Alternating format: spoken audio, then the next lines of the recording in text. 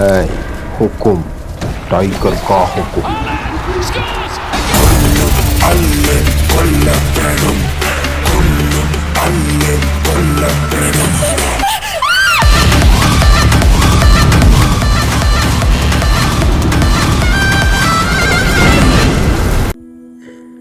എല്ലാം അവസാനിച്ച് ഉള്ള വിശ്വാസം പ്രതീക്ഷയും എല്ലാം പോയി. ഇനിയൊരു തിരിച്ചു വരവില്ല.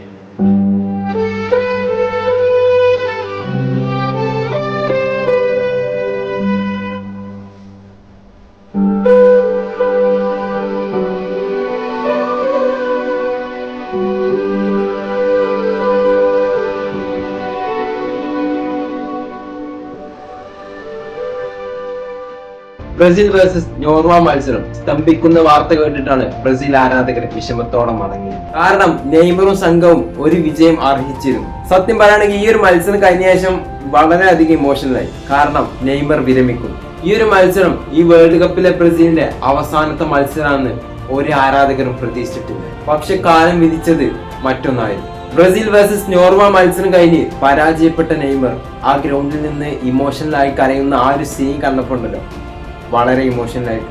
ഈ ഒരു വേൾഡ് കപ്പിൽ പരിക്കുമെല്ലാമായിട്ട് കൃത്യമായിട്ട് അവസരം കിട്ടാതെയാണ് നെയ്മർ ഈ ഒരു വേൾഡ് കപ്പിലൂടെ തന്റെ കരിയർ അവസാനിച്ചത്. പക്ഷെ ഇനി വിവരങ്ങൾ നമുക്ക് കിട്ടേണ്ടതുണ്ട്. പക്ഷെ വിരമിച്ചു എന്നാണ് ഔദ്യോഗികമായിട്ട് ഇപ്പൊ നമുക്ക് കിട്ടുന്നത്.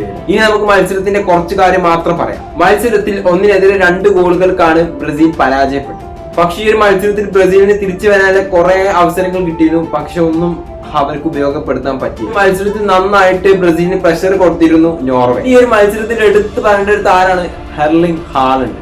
ഹാലണ്ടിന്റെ ക്വാളിറ്റി എന്താന്ന് വെച്ചാൽ ഹാലണ്ടിന്റെ ഷോട്ട് തടുക്കാനായിട്ട് പല കീപ്പറും നന്നായിട്ട് സ്ട്രഗിൾ ചെയ്യും. അതായത് ആ ഷോട്ട് എതിലേന്ന് പോവാൻ നമുക്ക് പ്രഡിക്ട് ചെയ്യാൻ പറ്റില്ല. ഷോർട്ട് ആൻഡ് ഫിറ്റ്നസിലാണ് അദ്ദേഹത്തിന്റെ എല്ലാം കടക്കുന്നത്. പക്ഷെ ഈ ഒരു മത്സരത്തിൽ ബ്രസീലിന് നിസ്സഹായം ജയിക്കാമായിരുന്നു.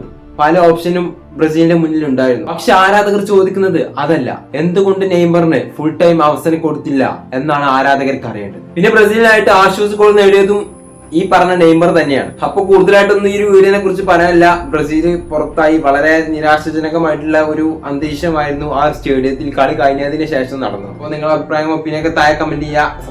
സബ്സ്ക്രൈബ് ചെയ്യുക. അപ്പൊ തന്നെ നെക്സ്റ്റ് വീഡിയോ ആയിട്ട് കാണുന്നവരേക്കും എല്ലാവർക്കും ഗുഡ് ബൈ.